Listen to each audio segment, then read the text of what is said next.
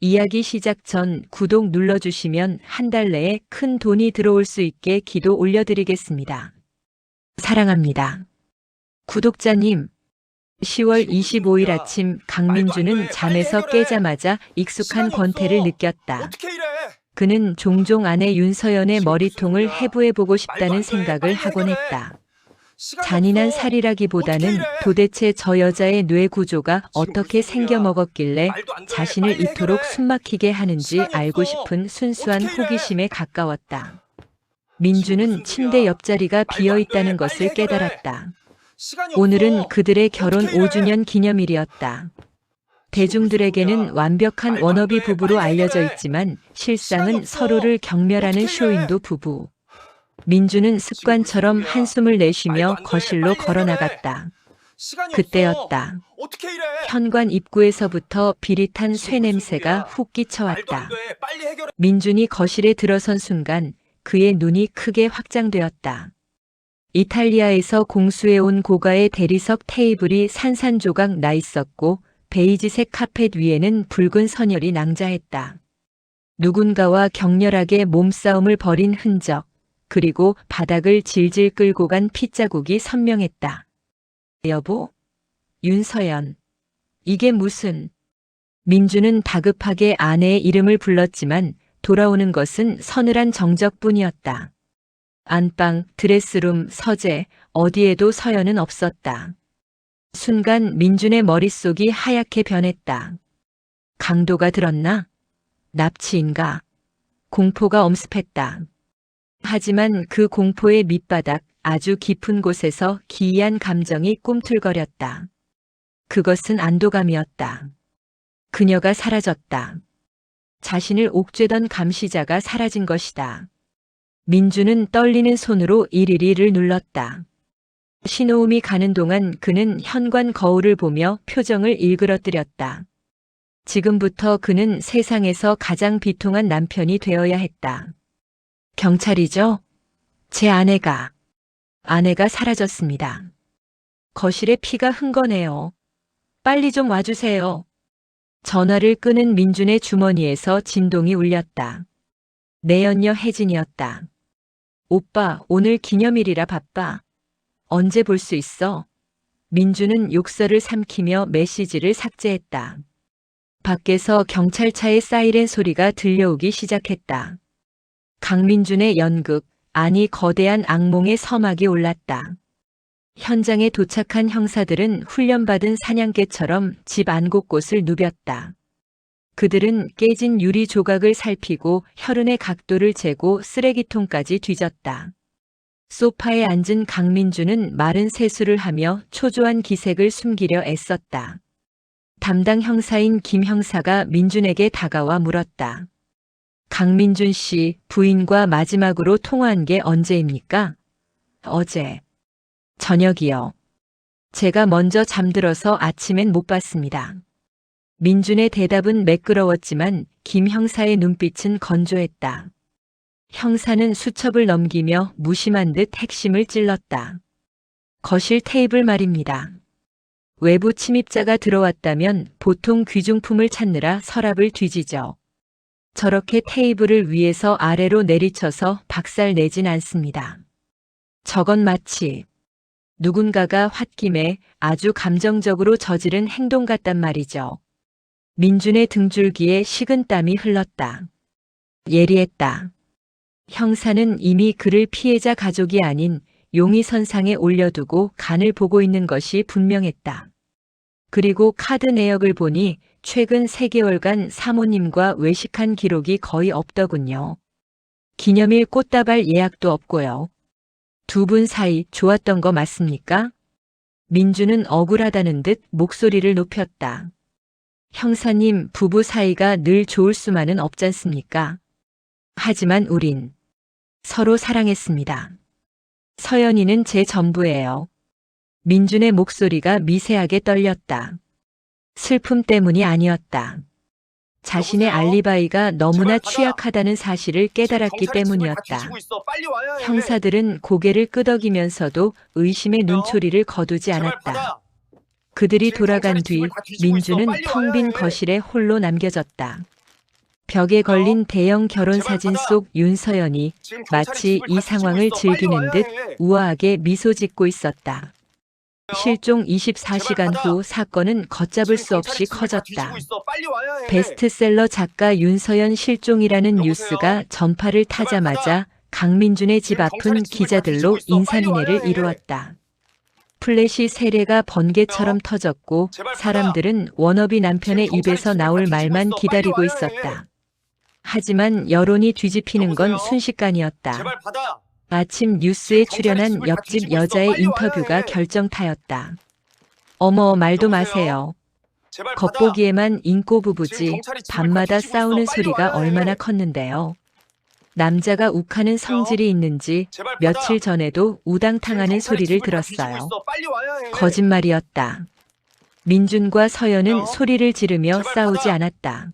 지금 경찰이 차가운 집을 다 냉소와 뒤지고 있어. 침묵으로 빨리 와야 해. 서로를 공격했을 뿐이다. 하지만 여보세요? 대중은 자극적인 제발 받아. 진실을 원했다. 지금 경찰이 집을 다 인터넷 뒤지고 있어. 빨리 와야 커뮤니티에서는 해. 순식간에 강민준 불륜설, 강민준 여보세요? 가정폭력설이 제발 받아. 퍼져나갔다. 지금 경찰이 관상은 집을 다 뒤지고 있어. 과학이다. 빨리 와야 해. 눈빛이 쎄하더라니. 남편이 여보세요? 죽이고 시체 제발 유기한 받아. 거 아님? 지금 경찰이 민주는 집을 다 커튼 뒤지고 있어. 틈으로 빨리 집 와야 밖을 해. 내다보며 절망했다. 하루 전만 여보세요? 해도 카페 제발 사장이자 받아. 젠틀한 지금 남편이었던 경찰이 그는 집을 다 뒤지고 이제 있어. 빨리 전 와야 국민이 해. 돌을 던지는 마녀 사냥의 표적이 되어 있었다. 제발 그때 받아. 내연녀 혜진이 지금 보낸 경찰이 집을 다 문자가 뒤지고 또다시 있어. 빨리 와야 도착했다. 해. 이번엔 협박에 가까웠다. 여보세요? 오빠, 제발 경찰이 나한테 지금 연락했어. 경찰이 집을 다 뒤지고 우리 있어. 사이 빨리 와야 말 안 해. 하면 나도 공범되는 거 아니지? 민주는 핸드폰을 제발 집어 받아. 던지고 머리를 지금 경찰이 집을 감싸쥐었다. 다 뒤지고 있어. 빨리 와야 사면 해. 초가였다. 서연이 사라졌는데 여보세요? 왜 자신이 제발 죽어가는 받아. 기분이 드는 걸까? 지금 경찰이 집 경찰의 감시와 기자의 눈을 피해 집안에 갇힌 강민준. 그는 서재를 뒤지기 시작했다. 서연은 매년 결혼 기념일마다 보물찾기 이벤트를 준비했다. 집안 곳곳에 단서를 숨겨두고 남편이 선물을 찾게 만드는 지독히도 자기적인 놀이였다. 혹시나 하는 마음에 열어본 서랍에는 역시나 은색 봉투가 들어있었다. 사랑하는 남편에게. 첫 번째 단서야. 서연의 단정한 글씨체가 눈에 들어왔다. 우리의 사랑이 처음 시작된 곳, 가장 뜨거웠던 온기를 기억해? 그곳에 선물이 있어. 민주는 쪽지를 구겨버리고 싶었다. 아내가 사라진 마당에 수수께끼 놀이라니. 하지만 이것이 자신이 범인이 아니라는 혹은 서연이 가출했다는 증거가 될 수도 있었다. 민주는 필사적으로 기억을 더듬었다. 처음 시작된 곳? 호텔? 신혼집? 문득 2년 전 그들이 쇼윈도 부부가 되기 직전 마지막으로 좋았던 시절, 민준이 사용하던 옛 오피스텔이 떠올랐다. 지금은 여동생이 창고로 쓰고 있는 곳이었다. 민주는 모자를 깊게 눌러쓰고 뒷문으로 몰래 빠져나갔다. 택시를 2번이나 갈아타며 도착한 낡은 오피스텔. 먼지 쌓인 복도를 지나 도어락을 열고 들어서자 방 한가운데 덩그러니 놓인 선물 상자가 보였다. 제발, 넥타이나 시계 같은 거여라. 이상한 거 말고. 민주는 기도하는 심정으로 리본을 풀었다. 하지만 상자 뚜껑을 연 순간 그는 그 자리에 얼어붙고 말았다. 그건 선물이 아니었다. 그를 완벽한 지옥으로 끌고 들어갈 초대장이었다. 상자 안에는 빨간 레이스 속옷과 대포폰, 그리고 가죽으로 된 일기장이 들어있었다.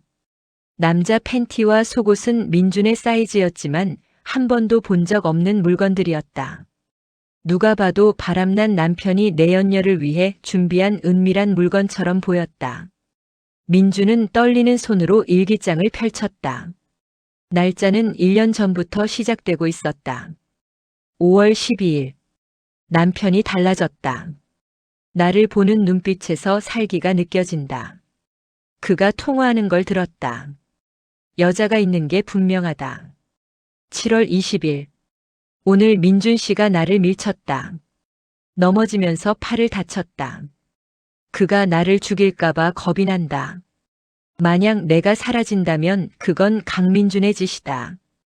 민주는 비명을 지르며 일기장을 바닥에 내동댕이 쳤다. 거짓말이야. 전부 다 소설이라고. 그는 서연을 밀친 적도 죽이겠다고 위협한 적도 없었다. 하지만 일기 속의 강민주는 의처증에 걸린 폭력 남편이자 아내를 살해할 계획을 세우는 악마로 묘사되어 있었다. 내용은 너무나 구체적이고 치밀했다. 경찰이 이 물건들을 발견한다면 게임은 끝이다. 알리바이도 없는 남편 불륜의 증거, 그리고 아내의 공포가 담긴 자필 일기장. 이것은 단순한 실종 사건이 아니었다. 촬영 중단하세요. 윤서연은 자신이 사라진 후 남편이 사회적으로 매장당하고 감옥에서 썩게 만들기 위해 이 모든 것을 1년간 준비해 온 것이다. 이것은 보물찾기가 아니었다. 전쟁 선포였다. 촬영 중단하세요. 민주는 바닥에 주저앉아 어둠 속에서 자신을 비웃고 있을 서연의 환영을 보았다. 그 같은 시각 남편 강민준이 형사들에게 둘러싸여 식은땀을 흘리고 있을 때 윤서연은 남쪽으로 향하는 고속도로를 시속 100km로 질주하고 있었다. 차창을 내리자 10월의 찬 바람이 차 안으로 들이닥쳐 그녀의 긴 머리카락을 헝클어뜨렸다. 라디오에서는 속보가 흘러나오고 있었다. 베스트셀러 작가 윤서연 씨 실종 30시간 경과. 경찰 남편 강민준 씨 소환 조사 검토 중. 서연은 휴게소에서 산 핫도그를 크게 한 입 베어 물었다. 설탕과 케첩이 범벅된 평소의 그녀라면 칼로리 때문에 거들떠보지도 않았을 싸구려 음식이었다. 하지만 지금 그녀에게 이 핫도그는 자유의 맛이었다. 서연은 룸미러를 통해 자신의 얼굴을 보며 입가에 묻은 소스를 닦아냈다. 거울 속의 여자는 비틀린 미소를 짓고 있었다. 그녀는 죽지 않았다. 납치당하지도 않았다. 그녀는 스스로 증발해버린 것이다. 사람들은 윤서연을 완벽한 여자라고 생각했다. 명문대 출신의 지성, 우아한 외모, 자상한 사업가, 남편까지 가진 청담동 워너비. 하지만 그건 대중이 원하고 서연이 완벽하게 연기해준 껍데기에 불과했다.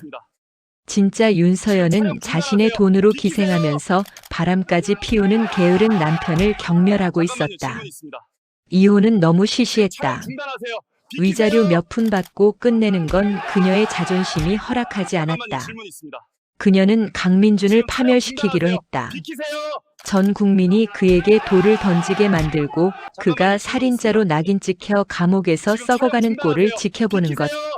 그것이 서연이 준비한 진짜 결말이었다. 이 거대한 연극을 준비하는 데는 꼬박 1년이 걸렸다. 서연은 차분하게 지난 1년의 준비 과정을 회상했다. 살인 사건 현장을 조작하는 것은 예술에 가까운 섬세함이 필요했다. 가장 중요한 재료는 바로 피였다. 서연은 지난 1년간 주기적으로 병원을 다니며 자신의 피를 조금씩 뽑아왔다. 주사기로 뽑은 피를 주스팩에 담아 냉동실 깊숙한 곳, 남편이 절대 열어보지 않는 냉동 만두 뒤쪽에 얼려두었다. 강민주는 냉장고 정리 따위는 한 번도 하지 않는 게으른 인간이었기에 들킬 염려는 없었다. 디데이 당일 아침 서연은 얼려둔 피를 녹여 부엌 바닥과 거실 카펫에 흩뿌렸다. 낭자한 혈흔. 누군가 치명상을 입고 끌려간 흔적을 만들기 위해 물걸레로 피를 쓱쓱 문지르는 치밀함도 잊지 않았다. 그리고 대망의 하이라이트. 남편이 끔찍이 아끼는 한정판 골프채로 거실 테이블을 내려쳤다. 화장창. 유리가 박살나는 소리는 그녀의 해방을 알리는 폭죽 소리와도 같았다. CCTV가 없는 사각지대로 빠져나오는 건 일도 아니었다. 마지막으로 일기장. 서연이 매일 밤 남편 몰래 써내려간 가짜 일기장을 태워버리지 않고 남겨둔 것은 신의 한 수였다. 경찰들이 그 일기장을 읽는 순간 강민주는 단순 실종 용의자가 아니라 상습 가정폭력범이자 사이코패스로 확정될 것이다. 완벽했다. 이보다 더 완벽한 범죄는 세상에 없을 것이다. 서연은 경상도 외곽의 한 허름한 모텔 주차장에 차를 세웠다. 그녀는 현금으로 방을 잡고 들어갔다. 퀴퀴한 곰팡이 냄새가 코를 찔렀지만 상관없었다. 이곳은 그녀의 분장실이었으니까. 화장실 거울 앞에 선 서연은 가위를 들었다. 평생을 관리해온 윤기 흐르는 갈색 생머리. 서연은 망설임 없이 가위질을 시작했다. 서걱 서걱. 검은 머리카락 뭉치가 바닥에 수북이 쌓였다.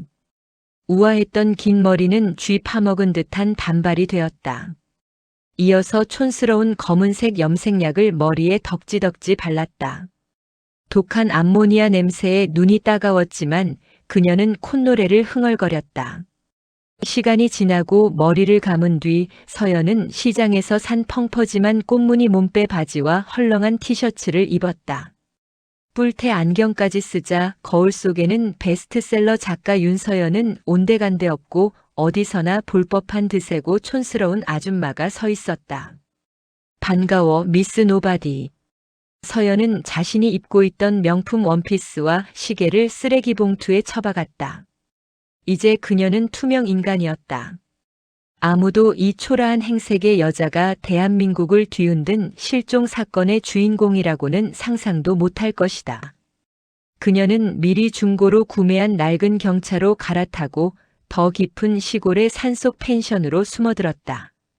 은신처인 펜션에 도착한 지 3일째. 서연은 하루 종일 TV 뉴스만 틀어놓고 있었다.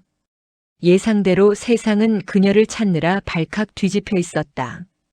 그리고 드디어 남편 강민준의 첫 공식 기자회견이 시작됐다. 화면 속 강민준은 수척해 보였다. 넥타이는 삐뚤어져 있고 눈은 퀭했다. 연출이 아니라 진짜 공포에 질린 얼굴이었다. 옆에 선 변호사가 그를 계속 쿡쿡 찌르는 게 보였다. 국민 여러분, 저는 결백합니다. 아내를 사랑합니다. 제발 돌아와 주세요. 민준의 목소리는 떨리고 있었다. 그때 기자가 날카로운 질문을 던졌다. 강민준 씨, 실종 당일 내 연녀와 통화했다는 제보가 사실입니까? 강민준의 동공이 지진 난 듯 흔들렸다. 그는 당황하면 입꼬리를 올리며 웃는 버릇이 있었다. 아주 재수없고 비열해 보이는 미소. 역시나 강민준은 곤란한 표정으로 묘한 미소를 지어 보였다. 카메라 플래시가 미친 듯이 터졌다. 인터넷 실시간 반응은 폭발적이었다. 저 새끼 웃는 거 봐. 소름 돋네. 와, 진짜 사이코패스 아냐? 아내 죽이고 웃음이 나오냐? 서연은 소파에 누워 감자칩을 와작 씹으며 킬킬거렸다. 그래, 민준아. 바로 그거야. 더 당황해. 더 멍청하게 굴어. 그녀의 계획대로 강민준은 스스로 무덤을 파고 있었다. 이제 그가 구속되는 건 시간 문제였다. 승리의 샴페인을 터뜨릴 시간이었다. 그때까지만 해도 서연은 자신이 이 게임의 영원한 지배자일 것이라 확신했다. 완벽했던 서연의 계획에 균열이 생긴 건 펜션에 머문 지 일주일째 되던 날이었다. 펜션 옆방에는 양아치처럼 보이는 20대 남녀 커플이 투숙하고 있었다. 그들은 밤마다 술을 마시고 고성방가를 해댔다. 서연은 그들과 마주치지 않으려 피해 다녔지만 놈들의 눈은 뱀처럼 번들거렸다. 저녁 산책을 하고 돌아왔을 때 방문이 살짝 열려 있었다. 불길한 예감이 스쳤다. 방 안으로 들어서자마자 누군가 문 뒤에서 나타나 서연의 머리채를 휘어잡았다. 아, 그 양아치 커플이었다. 남자가 서연의 팔을 꺾어 제압하는 동안 여자가 서연의 가방을 뒤집어 엎었다. 가방 안에서 서연이 도피 자금으로 준비해온 현금 5천만 원 뭉치가 쏟아져 나왔다. 이거 나. 경찰 부를 거야. 서연이 소리치자 여자가 낄낄거리며 서연의 안경을 벗겼다. 경찰? 불러봐. 근데 아줌마 뉴스에 나오는 그 실종된 여자랑 좀 닮았다. 경찰 오면 누가 더 곤란할까? 서연의 심장이 얼어붙었다.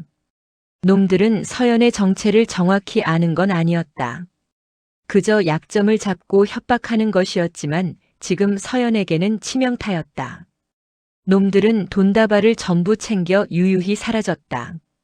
서연은 텅 빈 방바닥에 내동댕이 쳐졌다.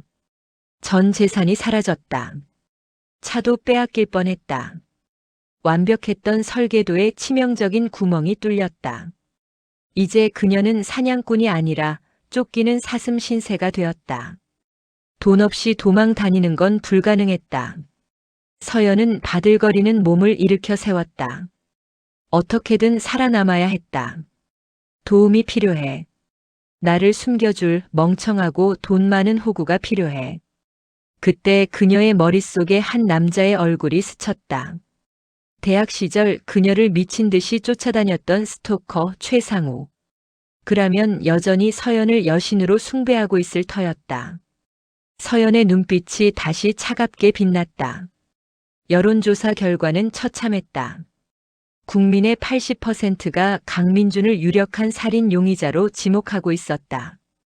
그는 이제 단순한 불륜남이 아니라 임신한 아내를 살해하고 시신을 유기한 희대의 악마가 되어 있었다.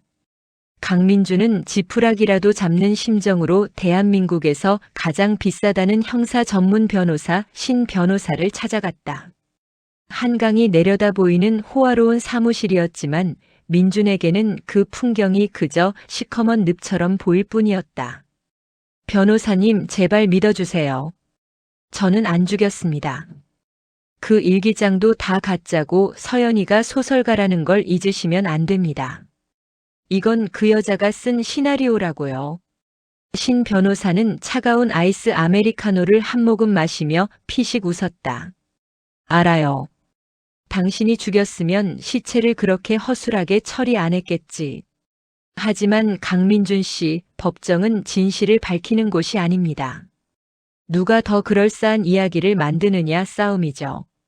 지금 증거는 당신을 완벽한 범인으로 가리키고 있어요. 우리가 이 판을 뒤집으려면 논리가 아니라 쇼가 필요합니다. 쇼. 라고요? 네. 아내분이 시나리오를 썼다면 우리는 주연 배우 연기를 해야죠. 지금부터 당신은 억울하다고 소리치는 남편이 되어서는 안 됩니다. 철없어서 바람은 피웠지만 아내를 미친 듯이 사랑하고 그리워하는 죄인. 딱 이 컨셉으로 가야 합니다. 대중들은 뻔뻔한 살인마는 증오하지만 무릎 꿇고 우는 잘생긴 죄인에게는 약하거든요. 변호사는 민준에게 새로운 대본을 던져주었다. 그것은 서연이 남긴 보물찾기 쪽지보다 더 역겨운 사랑과 후회로 점철된 대사들이었다. 내일 밤 9시 뉴스 단독 인터뷰 잡았습니다. 토씨 하나 틀리지 말고 진심으로 아내가 보고 싶어 미치겠다는 눈빛으로 연기하세요. 당신 목숨은 이제 당신 연기력에 달렸습니다. 민주는 대본을 꽉 쥐었다. 종이가 구겨지는 소리가 적막한 사무실을 채웠다. 자존심 따위는 중요하지 않았다. 살아야 했다. 민주는 유리창에 비친 자신의 얼굴을 보며 최면을 걸기 시작했다. 나는 윤서연을 사랑한다. 나는 윤서연 없이는 못 사는 놈이다. 그의 인생 최대의 연기가 막 시작되려 하고 있었다. 다음 날 밤 방송국 스튜디오의 조명은 수술실 무영등처럼 뜨겁고 눈이 부셨다.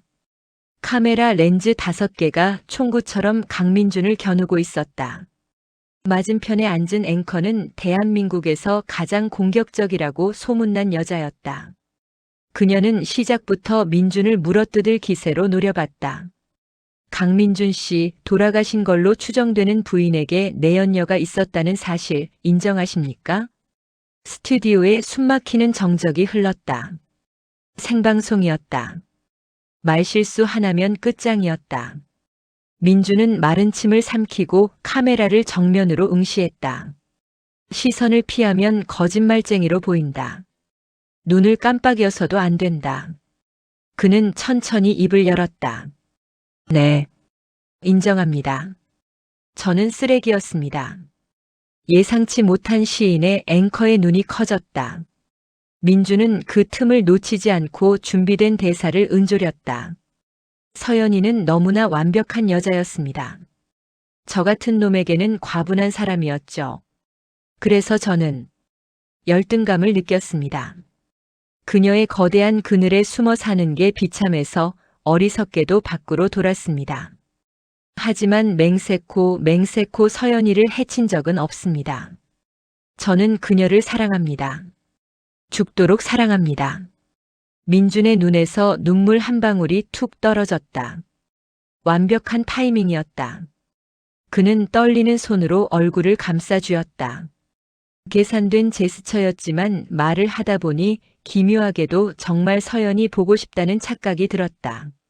그 지독한 통제광, 자신을 숨막히게 하던 그 여자가 지금 이 순간만큼은 사무치게 필요했다. 그녀가 돌아와야 자신이 사니까. 서연아, 보고 있다면 제발 돌아와줘. 내가 다 잘못했어. 평생 속죄하며 살게. 제발. 살아서 돌아만 와줘. 민주는 카메라 렌즈를 서연의 눈이라고 생각하며 절규했다. 스튜디오의 공기가 바뀌는 게 피부로 느껴졌다. 스태프들의 경멸 어린 시선이 점차 동정심으로 변해가고 있었다. 인터뷰가 끝나고 대기실로 돌아왔을 때 신 변호사가 엄지손가락을 치켜 세웠다. 완벽했어요. 지금 인터넷 반응 뒤집혔습니다. 남자가 오죽했으면 그랬겠냐, 진심이 느껴진다는 댓글이 올라오고 있어요. 민주는 소파에 주저앉아 넥타이를 풀어 헤쳤다. 웃음이 나오려는 걸 가까스로 참았다. 해냈다. 그가 서연의 시나리오를 비틀어버린 것이다. 같은 시각, 호화로운 별장의 거실. 윤서연은 최고급 가죽 소파에 파묻혀 대형 TV 화면을 응시하고 있었다. 화면 속에서는 남편 강민준이 울고 불며 사랑을 고백하고 있었다. 서연아, 제발 돌아와 줘. 서연은 들고 있던 와인 잔을 바닥에 던질 뻔했다. 웃기고 있네. 저건 연기다. 서연은 알 수 있었다. 민준이 거짓말을 할 때 오른쪽 눈썹이 미세하게 꿈틀거린다는 것을. 저 눈물도 저 떨리는 목소리도 전부 다 변호사가 써준 각본일 것이다. 그런데 기분이 묘했다. 역겨워야 정상인데 가슴 한구석이 뜨거워졌다. 화면 속의 강민주는 옛날에 그 멍청하고 우유부단한 남자가 아니었다. 그는 지금 전 국민을 상대로 사기를 치고 있었다. 대범하고 교활하고 섹시하게. 그래, 민준아. 드디어 내가 남자가 됐구나. 나를 감당할 만한 남자가. 그때 등 뒤에서 서늘한 기척이 느껴졌다. 서연아, 뭘 그렇게 열심히 봐? 최상우였다. 대학 시절 서연을 미친 듯이 스토킹하다 접근 금지 명령까지 받았던 남자. 빈털터리가 된 서연이 도움을 청했을 때 그는 마치 기다렸다는 듯이 그녀를 자신의 요새로 데려왔다. 아무것도 아니야. 그냥 뉴스 좀 봤어.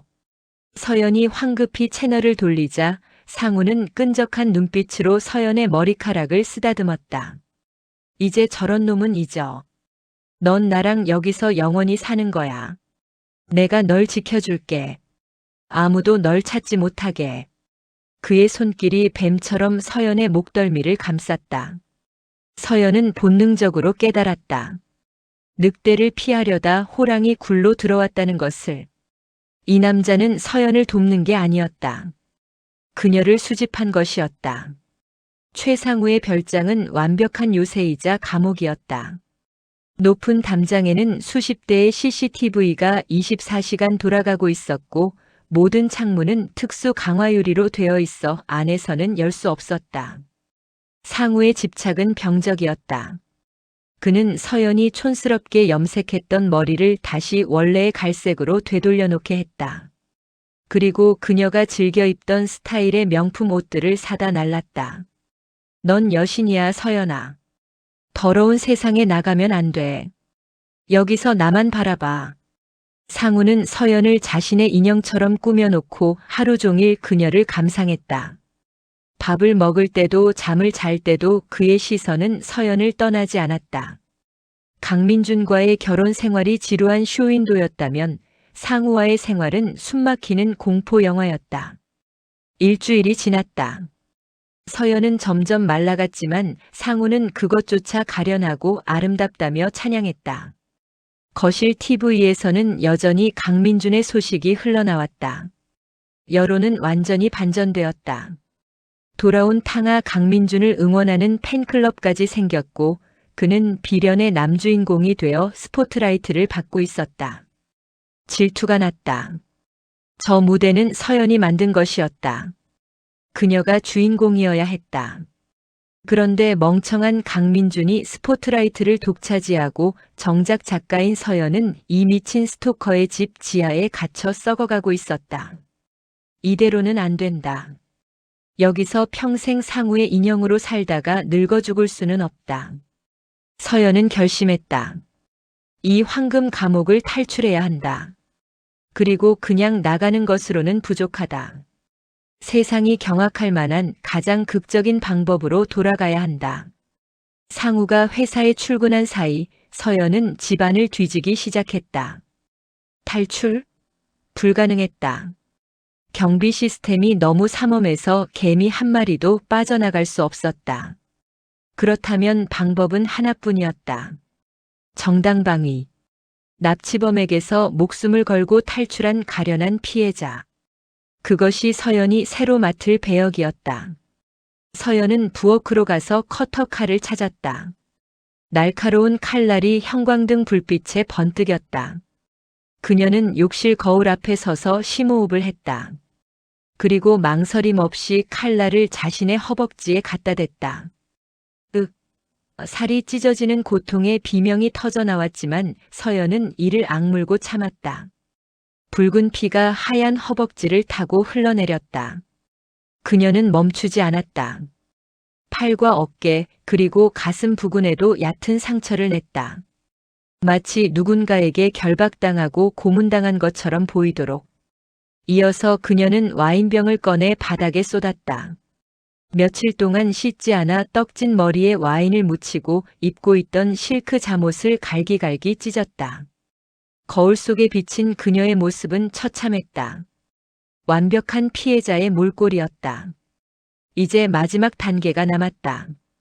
최상우, 그를 이 무대의 악역으로 확실하게 퇴장시키는 것. 서연은 침실 곳곳에 증거를 심었다.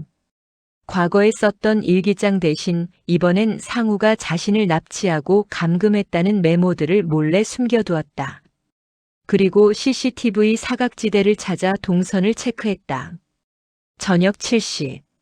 상우의 고급 세단이 차고로 들어오는 소리가 들렸다. 서연의 심장이 쿵쾅거렸다. 이것은 그녀의 인생을 건 도박이었다. 실패하면 그녀는 정말로 이 집의 지하실에 묻히게 될지도 모른다. 하지만 성공한다면 그녀는 납치범에게서 살아 돌아온 기적의 여인이 되어 강민준 옆에 다시 설 수 있다. 서연은 커터 칼을 베개 밑 깊숙이 숨기고 침대에 누워 떨리는 목소리로 연기를 준비했다. 사냥꾼이 돌아왔다. 하지만 오늘 밤 사냥감은 그가 될 것이다. 그날 밤 최상우의 침실은 기묘한 흥분으로 가득 찼다. 그는 침대에 누워 자신의 여신인 윤서연을 황홀하게 바라보고 있었다. 서연이 얇은 슬립 차림으로 그의 위로 올라탔기 때문이다. 상우는 자신이 20년 동안 갈망해온 여자를 드디어 소유하게 되었다는 착각에 빠져 꿈을 꾸는 듯한 표정을 지었다.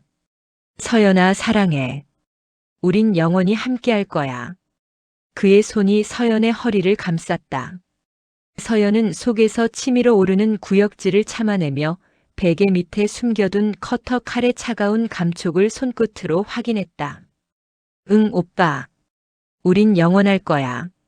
아주 특별한 방식으로. 서연은 상우의 귓가에 속삭이며 그의 넥타이를 풀어 눈을 가렸다. 상우는 그것을 일종의 애정행각이라 여기며 순순히 눈을 감고 킥킥거렸다.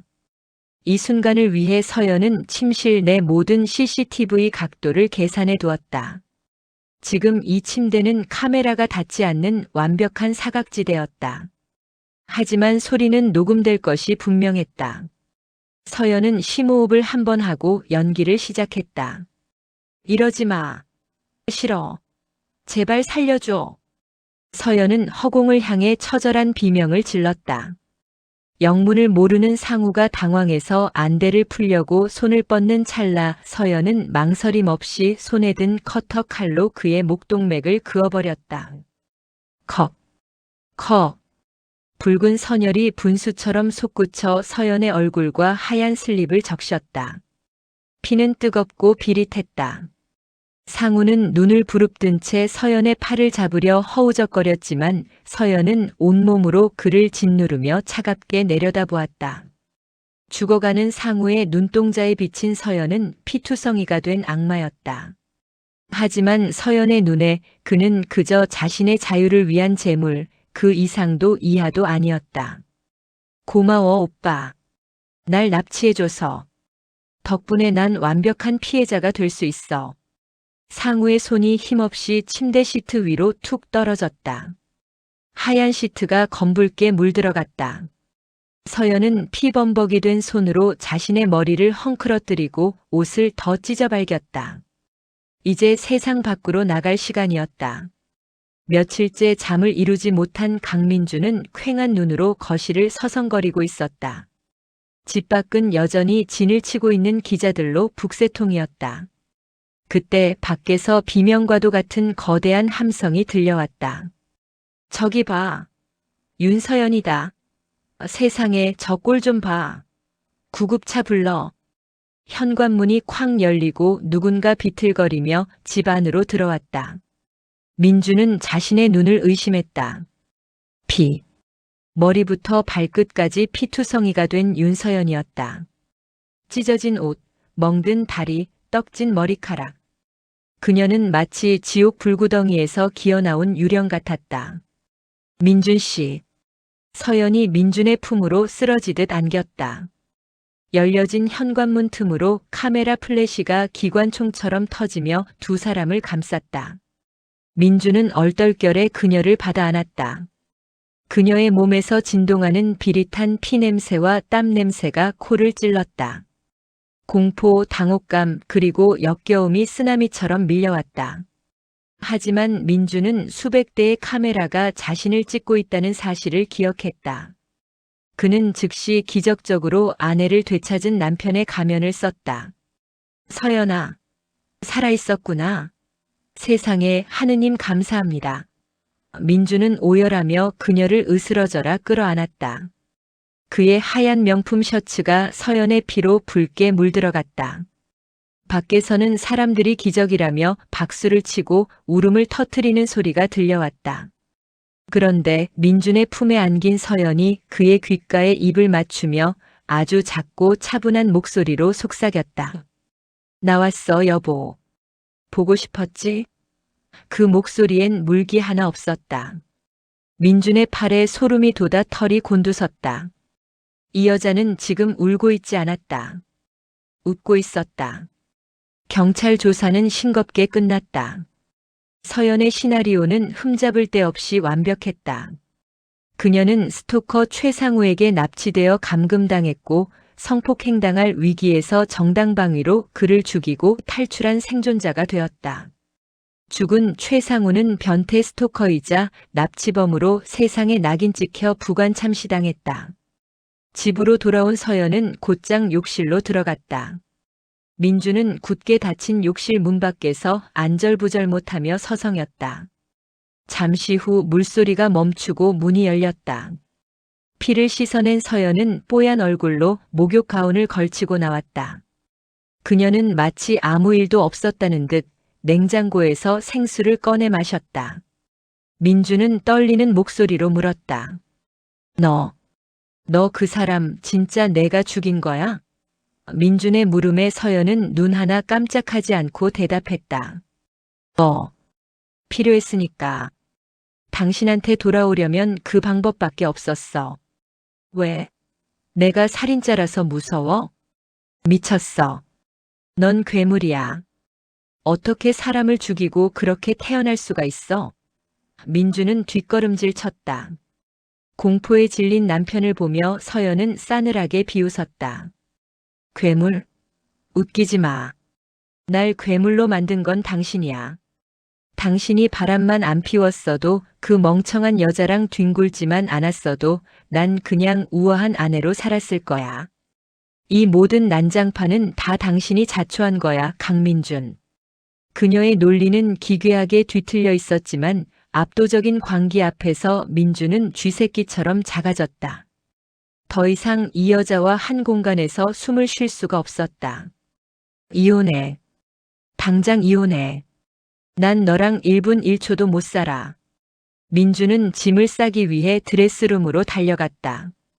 민준이 캐리어에 옷을 미친 듯이 쑤셔넣고 있을 때 서연이 문가에 비스듬히 기대어 그를 지켜보고 있었다.